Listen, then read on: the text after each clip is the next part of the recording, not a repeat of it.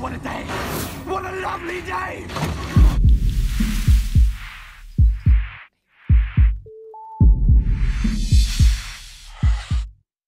Welcome to Flat Earth Debate. I'm your host, Nathan Oakley, and if you're new to this channel, or you have not done so already, be sure to subscribe and hit the bell notification icon to keep up to date with the Flat Earth Debate. If you would like to support this channel, there is a super chat that runs alongside each of these shows while they're live, and there's also a PayPal link in the info box below the video once it's rendered. Most importantly, if you would like to join the discussion, simply mute the page you are currently watching, then click the link in the info box below this video to join the panel and express your views on the shape of the Earth. If you do join, please don't swear. If you do, you'll be ejected, and if you are, please don't try to rejoin the stream using sock accounts. You'll be warmly welcome back on the next stream. Please also share the show. Sharing the show obviously increases the live audience, but this in turn increases the chances of a more diverse panel. So please share the show. And one last time, if you're new to the channel or you've not done so already, be sure to subscribe and hit the bell notification icon to keep up to date with the Flat Earth Debate.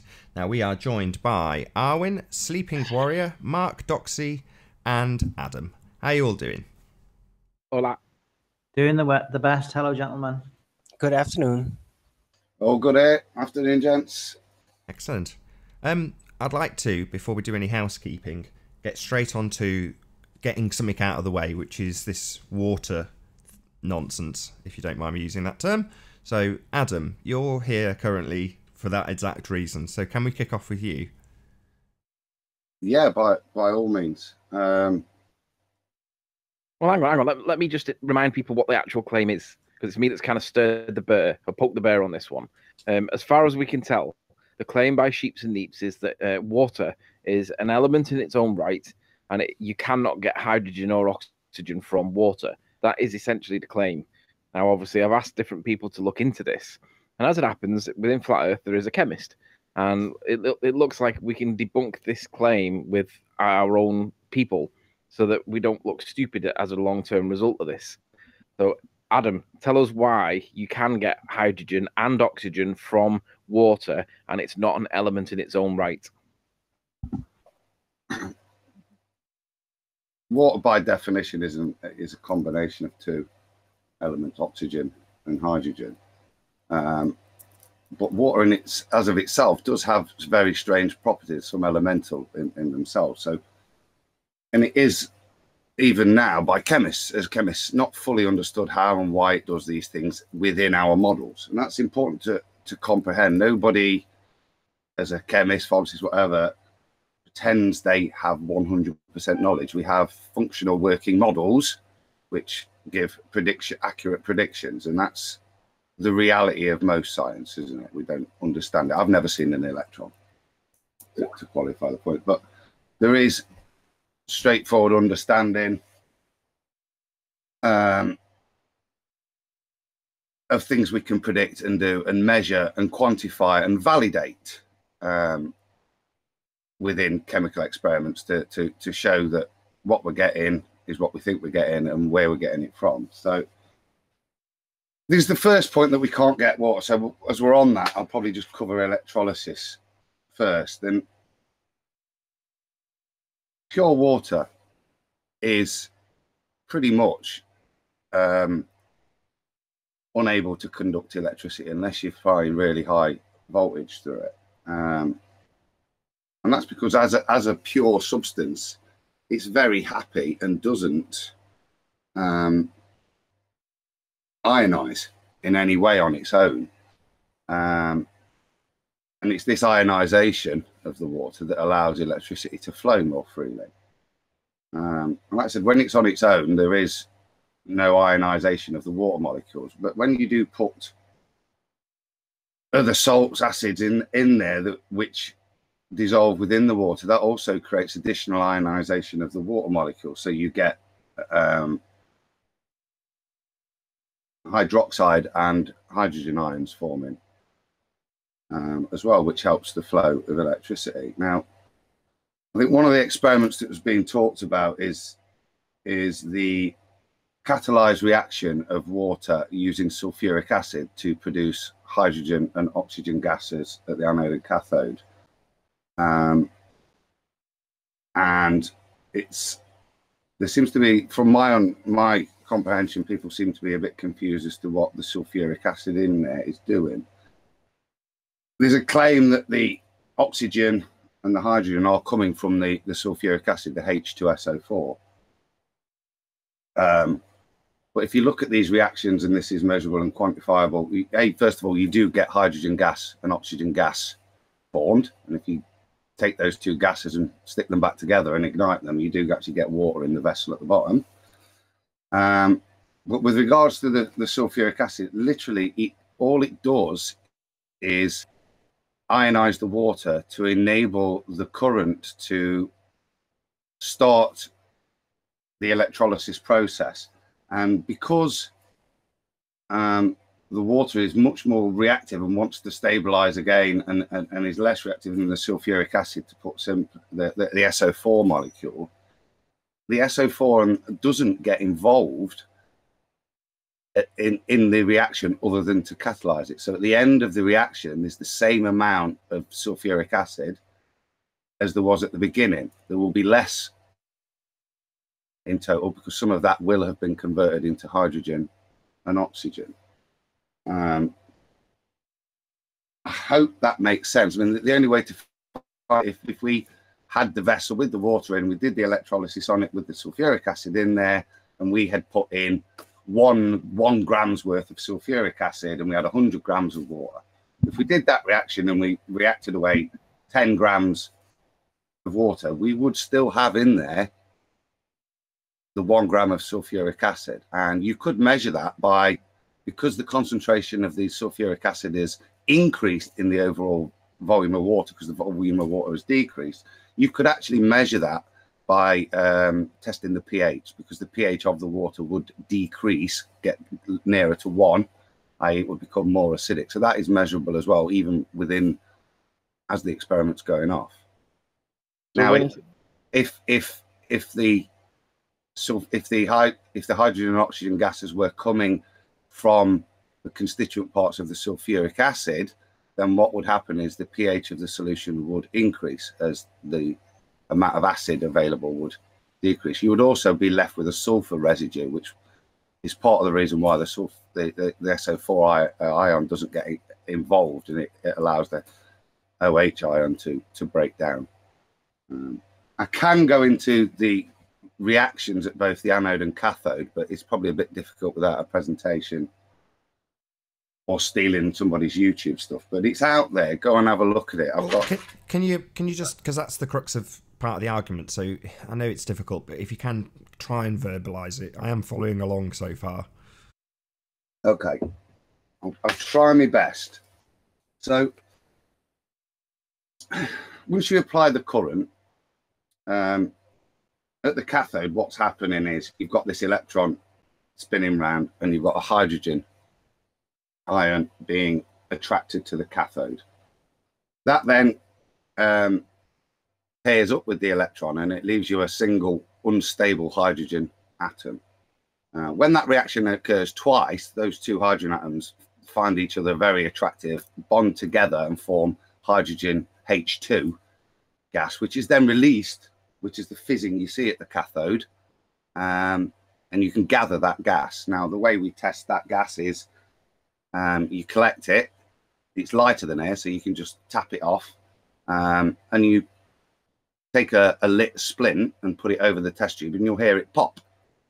And in the bottom of the test tube, from that pop reaction, you'll see the water as the hydrogen reacts with the oxygen in the air, and that forms the water. So that's at one end. That's quite a simple reaction. Now, it's a bit more complicated at the anode, and this is where the sulfuric acid kind of catalyzes the reaction, and it's all about donating or giving away electron movement again. But within that, basically on the anode, because it is hydrolyzed, you've got these OH, these hydroxyl ions, OH minus, and they're kind of collecting at the anode. And what they do is, again, they're unstable. That's quite a strong alkaline OH minus. So you get two of those, and they will react together to give you a H2O molecule, but leave you with a spare oxygen, which is, again, unstable like the hydrogen. Now, once that reaction happens twice, okay, you're then left with these two oxygens, which again are looking to pair up. They again pair up, giving you one oxygen molecule and two water molecules. So the way, does that make sense? So far, so good. Yeah. Now, the sulfuric acid, the SO4 molecule kind of gathers around the anode, and it kind of assists in electron exchange around this anode, because it's got a great big capacity of electrons. So it assists in the reaction to kind of allow and facilitate these hydroxyl groups to change form and then react like that. At the anode, you can collect this gas, and this one, instead of, you actually kind of need to tip the pipe down, because the gas coming off is actually heavier than the air in it is. So you have a pipe that goes down, and you kind of pour it in to your test tube. And this one, you take the lit splint and you blow it out, so it's just embers, and you pop that back in that test tube, that ember splint, and it will reignite. Because there's only pure oxygen in there, so the reaction's quite, that small amount of heat with the oxygen is sufficient to get the flame going again. So they're kind of the proofs of that, and obviously within that, like I say, you can do pH measurements, you can do water volume measurements, to validate the fact that you've got less water but the same amount of sulfuric acid in your reaction at the end. Cool. Very good. Thank you for that. So let me ask a couple of questions. Yeah. I'll be honest, I let a lot of that go over my head, because you're using phraseology and terminology that I'm just not familiar with. I do remember the words. I don't know what they all mean. I can't remember what they mean, and I'm not going to try now, because I'm an ignorant guy with regards to chemistry. I know my limits, and chemistry is one of them. But what his claim is that one of the things I heard him say was that you cannot do this unless you add something to it for it to work, to be able to split it down, and that was his authority for why it's not made of hydrogen and water. You have to add something to it. Yeah. When you said that you add whatever it was that you said to it, and it basically what's the word? It stimulates or allows, opens the door to the electrolysis process. I think the word he used was assists. Assists, yeah. Does it mean, therefore, from his point of view, that by adding something to the solution, no longer what he's doing is he's making a correlation with the solution, and therefore getting electrolysis to work. So therefore, in his it appears to be the case that he thinks that by adding something to the solution, an element in its own right, what's his point with regard to adding ions to it? The point of adding it is to catalyze, to speed up the reaction. Now, you can achieve electrolysis of water without a catalyst, but it's bloody dangerous, because you've got to use exceedingly high voltages to force it to happen. Yeah.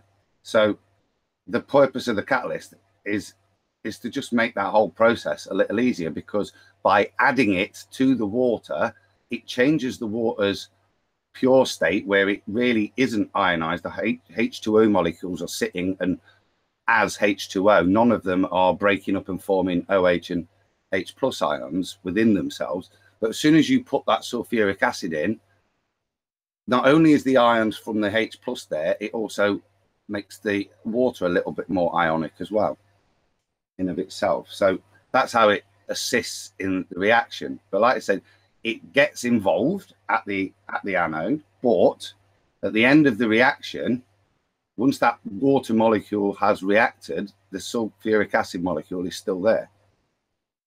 Yeah. I mean, that is by definition what a catalyst is, though, isn't it? Exactly. The other thing, one of the things I heard him talking about was why, if a fish passes water through its gills, and that's where it gets its oxygen from, why does a fish not exhaust out the hydrogen if it's removed the oxygen from the water? That was one of the things he said. Because it's a fish's gills is taking soluble O2 that is contained within the H2O and extracting that. It's not taking the O out the H2O. Correct. So if you've got I only know this because I've got a mate with a very, very big fish tank, and he had to clean it out and put all the fish in a paddling pool, and he had to constantly go in and splash the water to force oxygen to be, like you said, I don't know what the word is for it, but to be soluble inside the water. But you are literally adding air to the water. You're aerating the water, and that is what they extract. Well, one of my friends that I asked, and I won't name him because I say friend loosely, he's a baller. So therefore, by definition, he can't be friend. But what he said in response was, and just tell me if you agree, the oxygen that fish breathe is literally dissolved oxygen gas. Just like you can dissolve carbon dioxide in water for drinks, you can also dissolve oxygen gas in water. So what he's saying is that it's dissolved in the water, but that doesn't mean that you're going to break the bond. You're just taking the dissolved oxygen that's in the water, and that's what they're feeding on. And you have to add, like Nathan's just said, you have to add to it if there's not enough oxygen in the dissolved oxygen in the water. So his point is not correct in the first instance, it would appear. Excellent. Well, that was probably more time than I wanted to dedicate this, but obviously it's not an easy subject. I was going to say there's one more bit, Nathan, which is the bit that Sheeps is really arguing about, which is the calculation in terms of the cylinders. I don't know if you want to address. Definitely. I forgot you had mentioned it. My bad. Can I screen share and just pull up his calculation? Is that okay? Yeah, go ahead. I'll pop you on so you should put it on screen. Try and keep it as brief as I can. So I love a calculation. So this is what intrigued me when I saw it and I watched the video. And I think it's pulling the wrong numbers from the wrong places. If you see on screen, he's saying, look, 50 litres of liquid hydrogen is this, 50 litres of liquid oxygen, and he's going to take 2 lots of 50 litres, so 2 hydrogens and 1 lot of oxygen to make his water. But you can't do that. You can't use those amounts because, and I'll try and explain this as quickly as I can. Oxygen O2 has an atomic weight of 16, okay, and hydrogen's got an atomic weight of 2. Now, if we were to just pretend simply that the 50 litre of oxygen weighed 16 kilograms, it keeps it simple. So if we had 16 kilograms of oxygen, right, and we wanted to turn that into water, what we wouldn't need is another 2 lots of 50 litres. We would need a weight, a mass of hydrogen to react with it.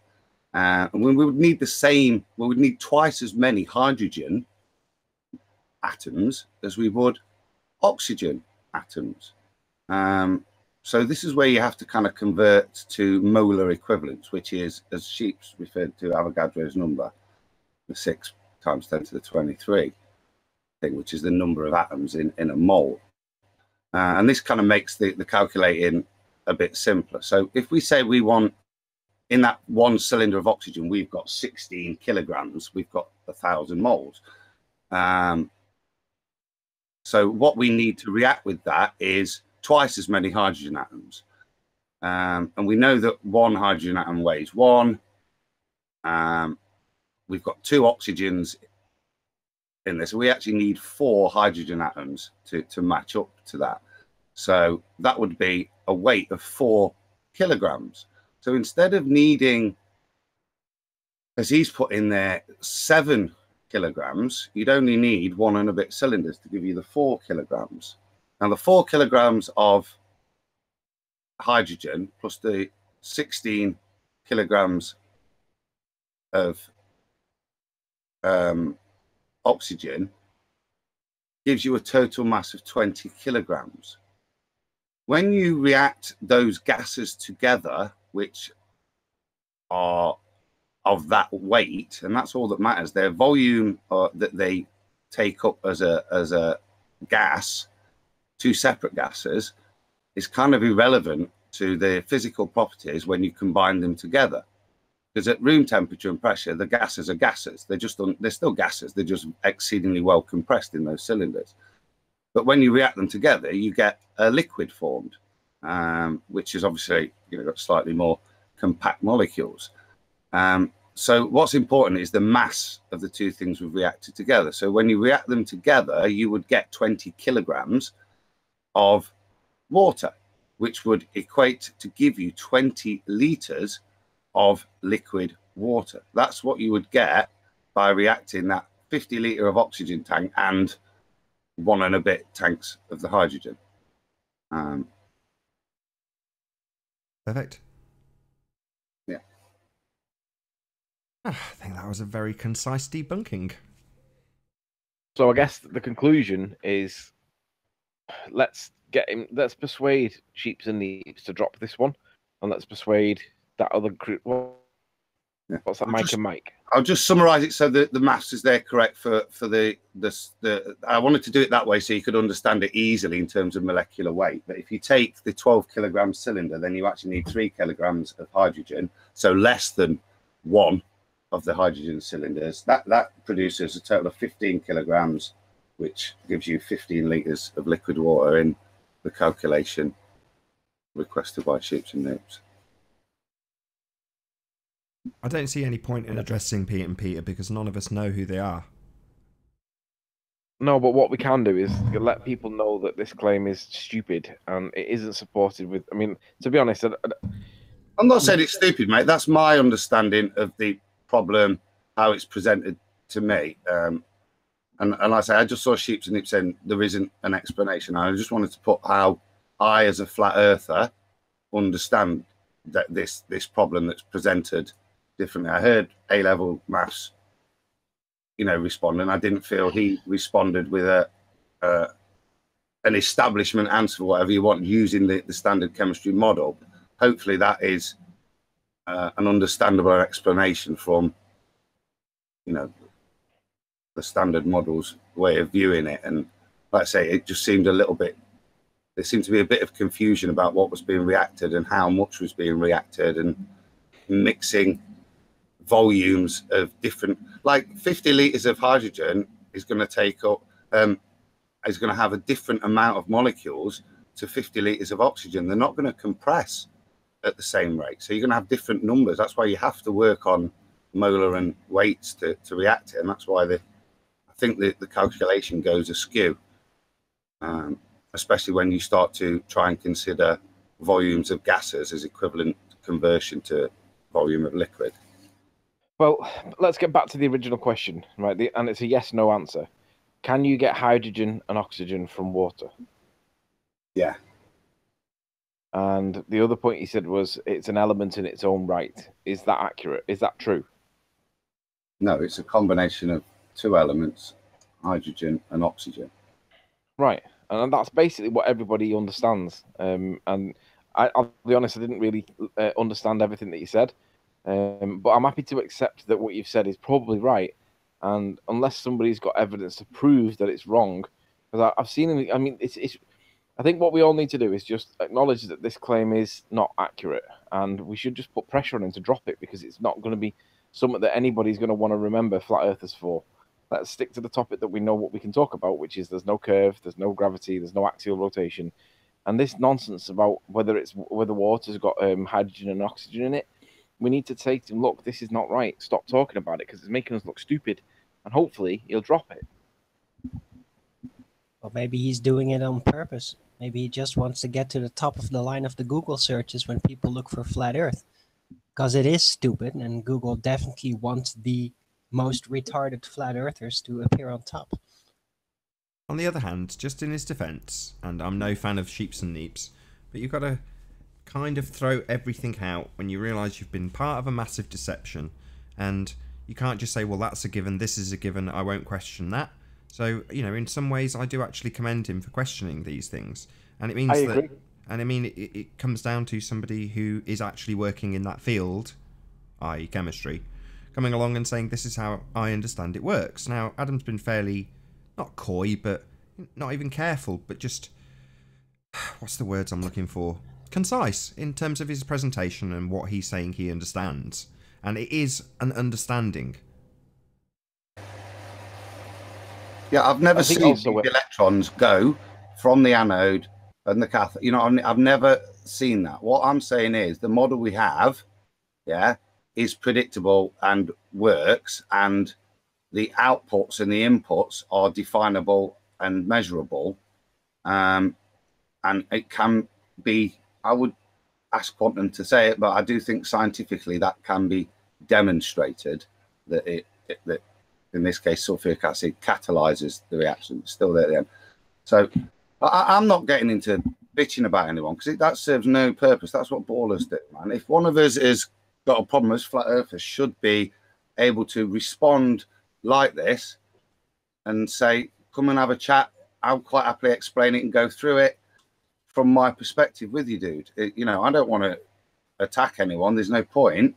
You know, I learn. This is my degree. Do you know what I mean? So, but I learn off of other flat earthers as well, and maybe I've made false assumptions where I've been corrected and learned from people. I know Zach's taught me a lot recently, so you know, I don't see it as a point of. The thing, and I'd echo the same words. I think he's right to question everything because, like, once you realise that they're lying to us about certain things, you have to then question everything because it does give you a different set of eyes for everything. But it's not as if he's claiming that we live on a spinning testicle, which is ridiculous. He's questioning the science of it, and I don't really see that as invalid. The inquiry itself's not invalid, but he's not doing what you ballers are doing. He's not lying to us. Yeah, he's questioning something and he might have got something inaccurate or wrong, but he's not lying to us. He's not telling us that we live on a sphere when there's no evidence to support the assertion that we do. He's questioning that what we're told, and that's fine.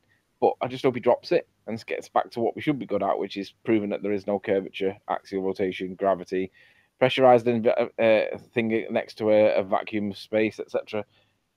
Because really that's where we're all strong when we're all together on that point. And I know that ultimately some people say, well, why do you have to keep going over it? You're flogging a dead horse. Well, there's new people in it that have not heard the arguments before, and they come in this chat. And again, it's one thing to get something wrong about water, but to assert that we live on a spinning testicle is ridiculous. So in the context of telling lies over making a mistake, it's nothing compared to the biggest problem in the whole of the topic, which is you ballers tell us that we live on a spinning testicle, and we don't. So in that context, you lot, you can shut up. Right. We do some housekeeping. Yes. Any signs of curvature? No. Anybody? There is a claim of curvature, yeah. Who's that? Did you see my video I released last night? I think I've watched both. You've released 2 in the last 24 hours. I'm pretty sure I've seen both. There's a paper that's gone around from 2000 claiming that basically measuring the curvature of visual space, right? But the claim for curvature of visual space is not actually measuring anything. Oh, you mean... It's ridiculous. I think what I'll do is I'll come back to that. So we'll move on from that. No, it's a good subject. The problem of intrinsic curvature on a flat plane. Yeah, big problem. There ain't any. It's full of double speech. Should I go through that paragraph? Definitely. Okay. Screen share. And then... I'll have to find it. Bear with me. Let me just knock it off screen share while I do. Can't remember what I've done with it. What did I do with that document? Just trying to remember what... I hope it's going to be cached in history. Hang on. Give me a minute. Go through some of the other housekeeping. Let me find the document. I've got one for you. It's not... It's... Josh was chatting the other day with Max Egan. And he's not a flat earther. He was saying, you know, one of the things that stops him is he says he can see curvature in triangulation over a mile where there's a variation of 1 minute or something. It's something I want to look into, so I'm just going to mention it in case anybody has any knowledge about it. It's probably arming the ballers, but no, give us some more detail. Let me see if I can find the exact. It's something I want to look into. Well, that triangulation over a distance is what this point of this paper that I'm just about to show is. Yeah. Well, I thought it was an interesting link that's being used as, he's read it somewhere that, you know, this variation is demonstration of curvature. But I've had a little look and I've struggled to see where it's demonstrated other than, you know, his citation of it. So Right, you're up, Anthony. All right, so there's a Sarah Christina. I'm not sure if she's in chat today, but she sent me a message and just said, "Can you look into this?" This is being used as proof of curve. Apparently, it's a direct measurement of the curvature, right? So I thought, oh right, okay, I'll have a look at this. It's an article dated 2000, so it's quite relatively new, and it claims to be the direct measurement of the curvature of visual space. Now, that's not the curvature of the Earth, but it's being touted as the curvature of the Earth that they're measuring, and the method that they're doing is triangulation. But what basically in any paper, you can generally read the gist of it with the abstract, and it'll give you an outline for what it is that you're about to read before you read it, so that you get the context and the prose. And in this document, the first 4 or 5 lines are really the issue, and it's just full of doublespeak. So it starts off by saying that we consider the horizontal plane at eye height. Now, I mean, I didn't take issue with the horizontal plane at eye height because locally, of course, we all see the horizon is flat. So in the context of what they're talking about, I didn't jump on this phrase, even though I've been cited as doing so in the comments. I ignored this bit because it's contextually, on a small scale, it is flat. We consider the horizontal plane at eye height. That is all objects seen at the horizon. But then it says, although this plane visually degenerates into a line in the visual field, the depth dimension, well, we can ignore the second part. It starts off by saying, although this plane visually degenerates, right? But shouldn't it be saying, although we live on a sphere? They shouldn't be calling it a plane if we actually live on a very gradual sphere. And they should say that although locally it's flat, it appears to be flat. It's because the Earth is so huge, but they don't. They describe it as a plane. Now, this is not concise. This is not very scientifically accurate because, scientifically speaking, we don't live on a plane. We live on a sphere. But they start off with this plane, and then you have to look back at the other sentence that then also uses the word plane, and then move to the third sentence, which says, we address the problem of intrinsic curvature of this plane. But again, they've referred to it as a plane. So they're addressing the problem of intrinsic curvature. Now, if you look at the meaning of the word intrinsic means essential, mandatory. It must be there. So they're talking about the problem of the of this plane. Well, if we live on a plane, then it is going to be a mandatory problem of curvature, not just a problem of intrinsic curvature. It's going to be an intrinsic problem because you can't have a curved plane. So it's riddled with doublespeak for the first 3 paragraphs, first 3 or 4 sentences.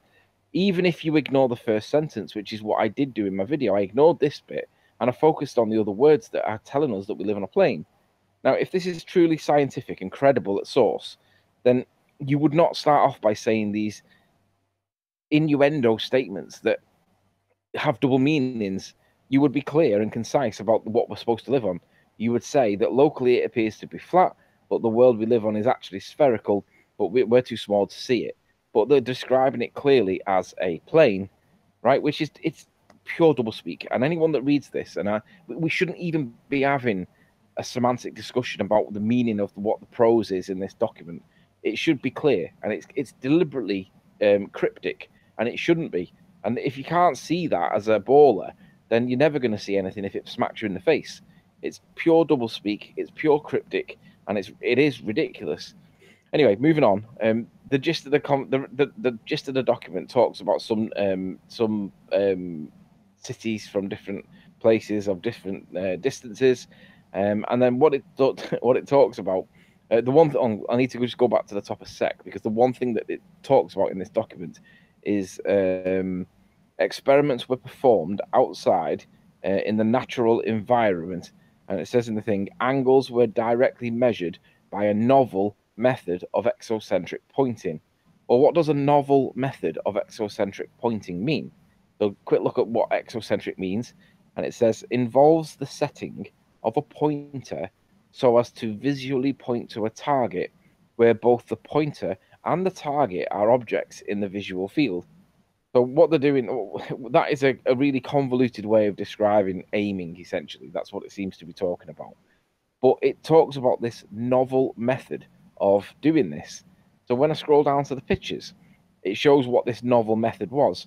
Now, as much as we all try our best, at best, this looks like something that me and Nathan would rattle up in the kitchen.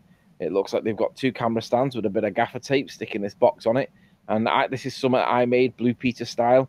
And Nathan's got this like spear sticking through it. And then there's this like a bit of gaffer tape stuck to a ball thing that's here. Now, this is supposed to be scientific, but they're describing this as novel. And I would describe this as ridiculous because this is neither novel nor scientific, but it's being passed off as such. And there's obviously the bystander here that's controlling some element of the experiment. But look at the credibility of this, right? If this was me trying to present something to prove that the Earth was not a sphere, would the ballers accept this? Of course they wouldn't. This would not be acceptable evidence of anything. It looks ridiculous, but it's being cited as, quote, novel. Well, if this is the standard in future, if I cite any of my observations as novel, then you guys are going to have to accept it because this is claimed to be novel and it looks ridiculous. But anyway, the point is the conclusion that they come to, and cutting it down really short, is they apply spherical trig to targets that they cannot see and are told are there, and they measure the angles to these said targets that they cannot see but are told are there, and they apply it based on spherical trigonometry, right? And then they conclude that there is curvature in the Earth, and you can see it clearly here. It says experiments were performed outside under natural viewing conditions. They're instructed not to move.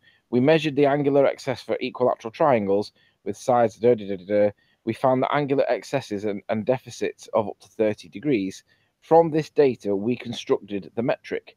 The curvature changes from elliptic in near space to hyperbolic in far space.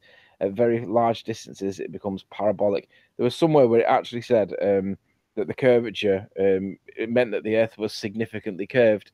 But if it's significantly curved, then it's not that massive that we can't detect it. So it can't be significantly curved if it's also so big that we can't detect it. We should be able to detect it, and it's full of doublespeak, and it's embarrassing. But this is being cited at the moment by some to claim that this is the curvature of the Earth, and actually, it's not. There's no curvature measured in here whatsoever. And even if there was curvature being measured, it's of visual space. Now, whatever you interpret or define visual space as, it's certainly not the curvature of the Earth. There was no observer function in this. There was no measurements in this other than angles, and the angles they were measuring were not related to anything other than what they believed that they were looking at but could not see. Fundamentally, it fails on pretty much every corner, and it almost seems to be propaganda. But the fact that it's full of doublespeak with the word plane continuously in the first paragraph is enough for anybody to laugh at this.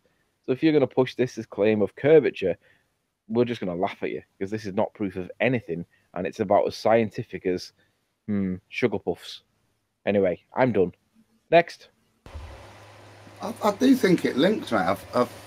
I've found the brief description, and like, please don't ask me to qualify it, but I think it is the same sort of point. So it's described as, when I said like doing triangulation over a mile, it's been described as you get a surveyor and mark out an equilateral triangle, each side 1 mile, put a marker stick on each corner, and there we go.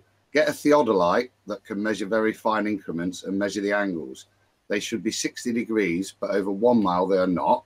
The angles are out. They are ever so slightly too wide by 1 arc minute in 11 arc seconds, i.e. just over 1/60th of a degree. And that is due to the curvature. It's how they discovered curvature to begin with. Is what Due to so perspective. that's kind of Due what to I'm looking perspective. into. Sorry, got it. Sorry, just let me get this in. Just let me get this in. Yeah. This is the debunking for geodetic surveying. All Yeah. they're doing is ignoring perspective. That's it.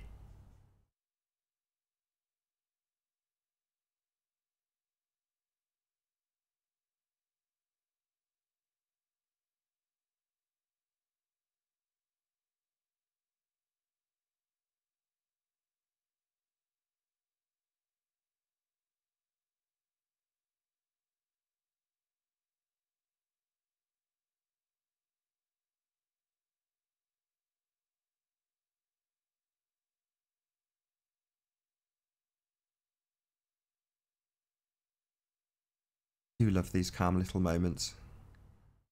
Oh, I thought my internet connection had Yeah, something or something. God, That's exactly what I thought. Not at all. I said they're just ignoring perspective, and that was Please hold. long silence. That's fine by me. Hello, James. I thought you. I was expecting you to expand on that point. Hello. Hi, James. No, I think that was my. But that seems to be what this thing's describing, Anthony, isn't it? As you say it there, it's curvature in visual space. It's again describing what's happening in the eye and how we're measuring in the eye, isn't it? Or through an optical measure instrument like a theodolite. There's no curvature in visual space. There's curvature in the Earth, but there's no curvature in visual space. There's nothing there to curve. Well, Curvature hold in on. the eye. Oh, hold on. No. You've got to remember we're in the middle of a transition, so we're going over to the bending of space-time, are we not? Einsteinian gravity. Are we? Well, that's what modern science is preaching. Science in quotations, of course. Pseudoscience, astrophysicists. Well, if the claim is that they can do it over a mile, why hasn't it been done? Why hasn't what been done? Prove the curvature over a mile with triangulation. There is no curve. What are you talking about? Well, Adam's talking about the claim that is a mile in a triangle, like a mile by a mile by a mile, and you can see the curve. The claim is that the curvature can be demonstrated, right? Is that right, Adam? Well, that's what it's saying, that there's a variation of one arc minute, 11 arc second. So that's what I want to look into. So if anyone has any reference to that in terms of data, what's been done, I mean, it's described there, and as Nathan says, that's why it is perspective. It seems to be an error in the theodolite. Right, lens, yes. It's just perspective. That's why this was met with silence the first time. Okay, I'll give you a video to go and check out. Feppy Perth, Flat Earth People Everywhere, FEPE Perth, has done a video on exactly this. I shared it with you, Anthony, you watched it, and he points out the error in a theodolite or a dioptra app, and he quantifies it with images he's been sent by a baller that he specifically requested on his video before the one that he's got out currently. If you give me 30 seconds, I'll go and dig out the video and I'll post it in the chat. So Alex Quaint says in chat that it has been done repeatedly. Can we see some evidence of that, please, Alex? When you're ready, some links, maybe join the panel and talk us through how many repeatedly times it's been done. Yeah, We'd all love to see this. Sorry, so when he joins, Alex, just show us where they account for perspective in any of this. That's all I would be asking. Van Vane says, Nathan Riley, can you please reach out to Steve and Non Sequitur to see if you can get Landon Court Knoll, the 200 IQ moron astronomer, world record holding mathematician and computer scientist? Even if we did get him, Steve would somehow manage to troll the debate so badly that it would end up somehow being a shitfest. I don't really see the benefit of getting in touch with this guy. If it was to be done somewhere else that was like kind of impartial, good at being a moderator, then perhaps. But on the Non Sequitur show, it's just it's a shit show for ballers. It's ridiculous. Just a note too is that theodolites don't measure curve; they measure slope or gradient. Linear. Absolutely linear. Yes. Linear. Oh, what else is linear? Perspective. The video is called Very Fake News, so I'm going to stick this in the chat now. Just copy the link.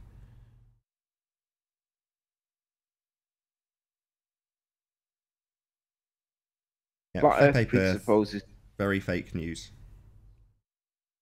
Flat Earth presupposes 2D reality, and this is not what we observe. No, we presuppose perspective and argue that we should be considering perspective, and we do not consider perspective. What you guys call curvature is what we all realize is now perspective, because there ain't no straight lines on a curve, which is all we see.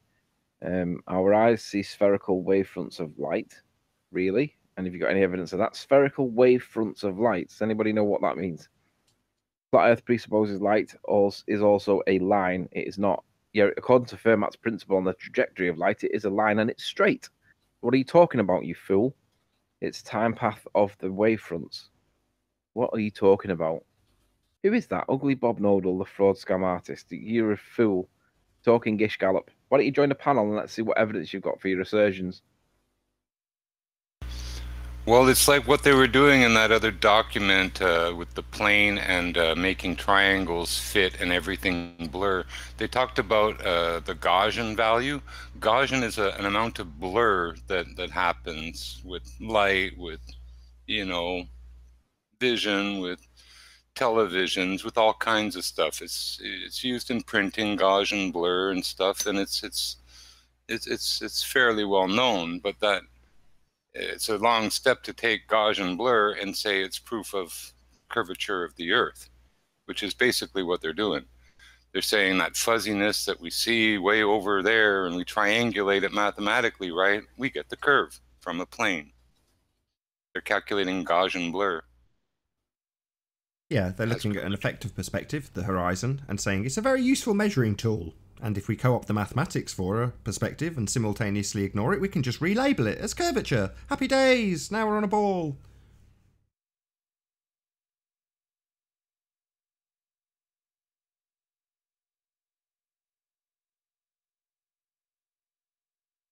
I'm having this effect today.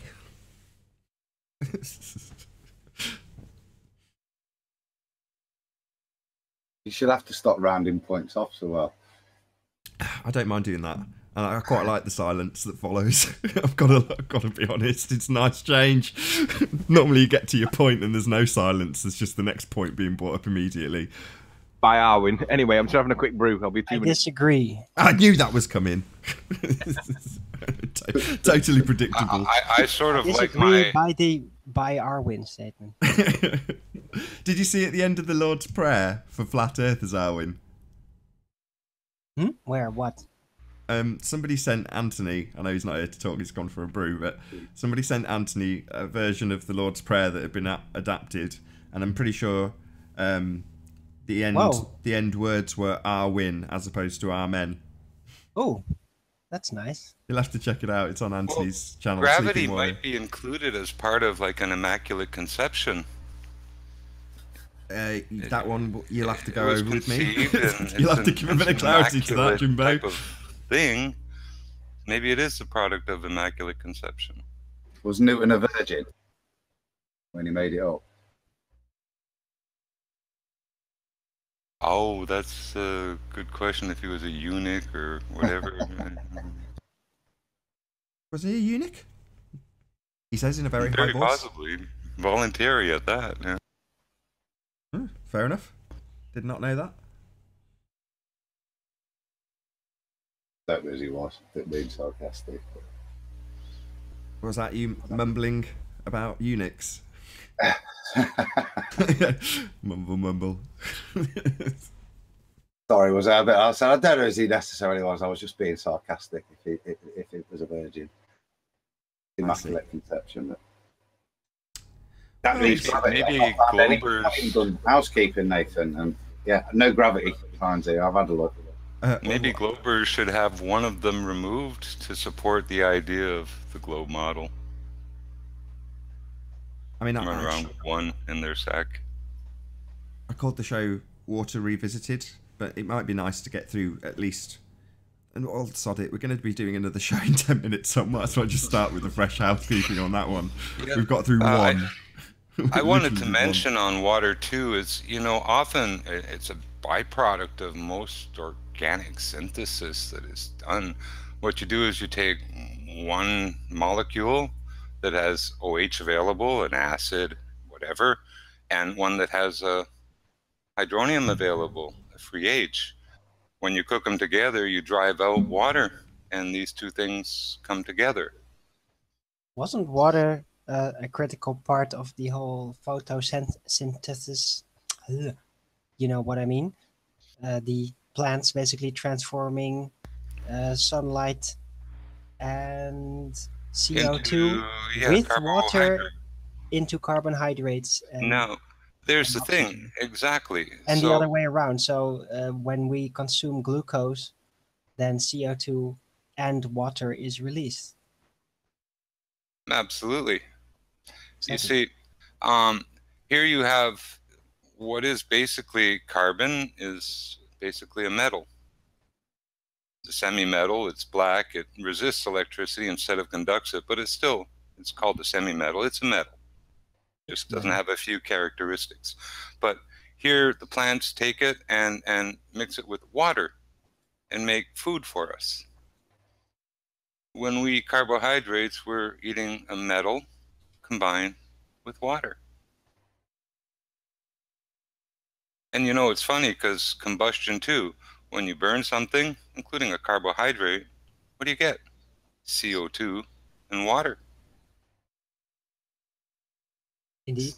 They were both made of carbon, they were both made of oxygen and hydrogen, but they simply recombine and take a new form, and they're ready to start the process again. Hey, Dan. Good old carbon cycle. Cheers. Dan. But again, we're breathing a superfluid metal.